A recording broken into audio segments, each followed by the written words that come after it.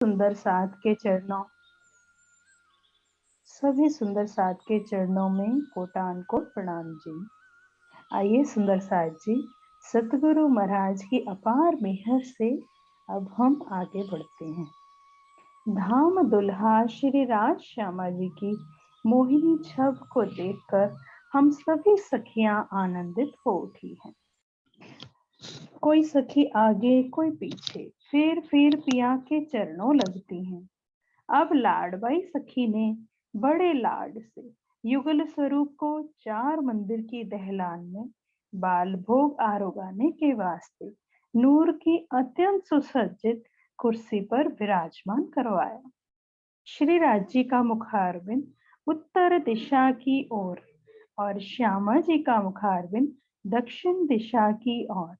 बीच में रत्नों जड़ित मेज पर सभी प्रकार के व्यंजन सखियां बड़े भाव से ला लाकर पिया का थाल सजा रही हैं।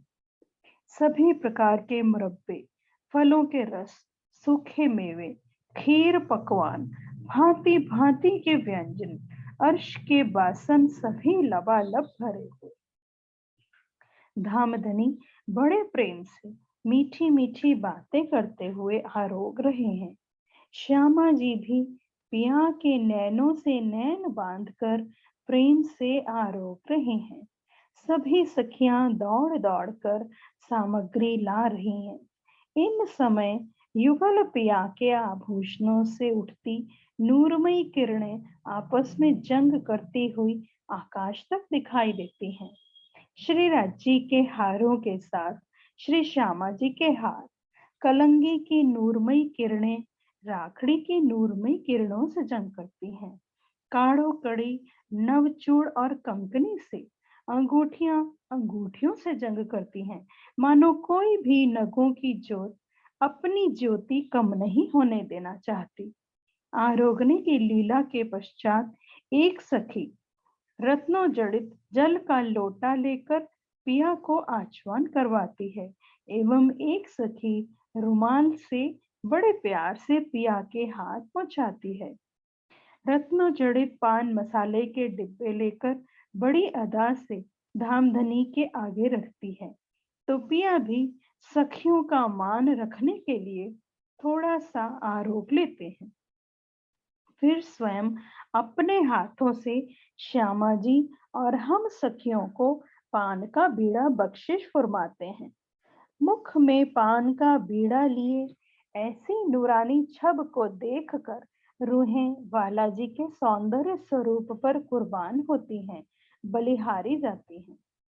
युगल पिया चातुरी भरी चाल से चलकर नीलो न पीलो बीच के रंग के मंदिर में के समक्ष पहुंच जाते हैं एवं कठेड़े को पीठ देकर कंचन रंग के नूरमयी सिंहासन पर विराजमान होते हैं। हम सब सखियां भी मस्तानी चाल से चलकर आकर युगल स्वरूप के सामने विराजमान होती हैं। ये दृश्य हमारे तन मन को अत्यधिक प्रफुल्लित कर देता है। इस समय प्रातः काल के 7:30 का बज जाते हैं। तभी श्री युग अक्षर ब्रह्म अपनी युगल स्वरूपा महालक्ष्मी जी के साथ धामधनी के दर्शन को नित्य प्रति चांदनी चौक में आकर सिजदा बजाते हैं। स्वरूप एक है, लीला दोई। अक्षर ब्रह्म धामधनी अक्षरातीत श्री नूर जमाल पिया के साहिबी का किशोर स्वरूप है। पशु पंखियों के पूर्ण लवाजमे के साथ खूब खुशहालियां हाथों में वाद्य यंत्र थामे हुए पिया का गुणगान करते हुए जय जयकार करते हुए धाम के सामने आए। 7 बनों की परिक्रमा करते हुए बटके पुल से चांदनी चौक में आते हैं और प्रणाम कर धनी का दीदार करके केल पुल से होकर अपने धाम अक्षरधाम में लौट जाते हैं। अक्षर ब्रह्म धाम धनी के नूरी सत्ता के स्वरूप हैं, जिनके हुक्म मात से करोड़ों ब्रह्मांड पल में बनते हैं और खिन में लय हो जाते हैं। सैकड़ों त्रिदेवा पल मात्र में उत्पन्न होकर एक पल में लय हो जाते हैं। इस समय तीजी भूमि की पड़साल पर हम सब सखियां युगल स्वरूप धामधनी के समक्ष बैठकर धनी को रिझाने के लिए मंद मंद पिया का गुणगान अनेक स्वरों से गाकर करती हैं। कुछ सखियां वाद्य यंत्र लेकर मधुर मधुर ताने छेड़ती हैं और कुछ सखियां स्वर आलाप करके फिजा को संगीतमय बना देती हैं। जवेरों की पुतलियां भी स्वर राग अलापने में पीछे नहीं रहती हैं। कुछ सखी फूलों के हार पिरोती है, गजरे बनाती है और गजरे बना करके श्री श्यामा जी के बालों में बड़े सुंदर भाव से सजाती है, जिससे श्री श्यामा जी का रूप सौंदर्य में चार चांद लग जाते हैं। पूरा समा फूलों की खुशबुओं से महक उठता है। कोई सखी पानों के बीड़े तैयार करती है, तो कोई सखी पिया से मीठी मीठी बातें करती है और पिया भी प्रत्युत्तर में मंद मंद मुस्कुराते हुए ऐसी मीठी वाणी बोलकर रूह को रिझा देते हैं, जवाब देते हैं, तो रूह रीझ जाती है, बलिहारी जाती है, रूह को करार आ जाता है। ऐसा महसूस होता है जैसे मैंने ही पिया से मीठी मीठी बतियों का अपार बेशुमार सुख लिया हो। कोई सखी तो पिया का मुखारविंद टकटकी लगाए निहारती ही रह जाती है, तो अपार सुख होता है। वो तो जैसे पलकें झपकना भी भूल जाती है। तीजी भूमि पर होने वाली इस अलौकिक लीला का गुणगान किन शब्दों में किया जाए।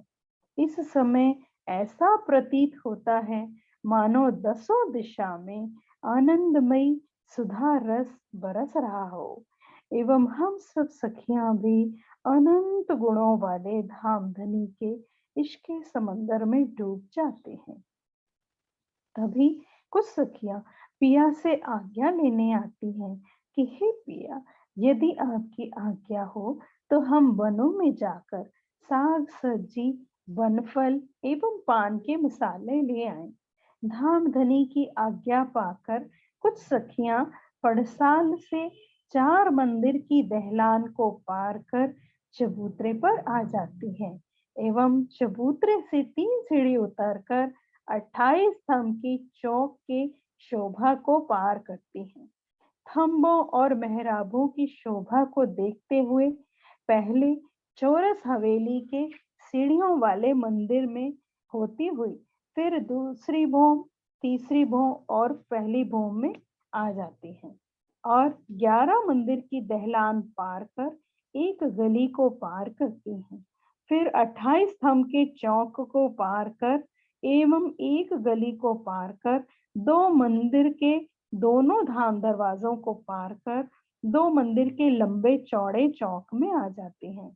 दाएं बाएं चबूतरों की विशाल शोभा को, मेहराबों को, सुंदरता को अपने नयनों से निहारती हैं और वे भी चेतन पिया के स्वरूप होने से रूह से मीठी मीठी बातें करते हैं।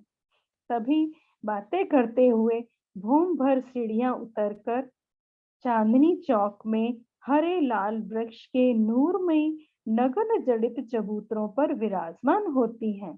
पल भर को तभी मोर बांदर किलोले करते हुए आ जाते हैं और रूह से मीठी मीठी बातें करते हैं।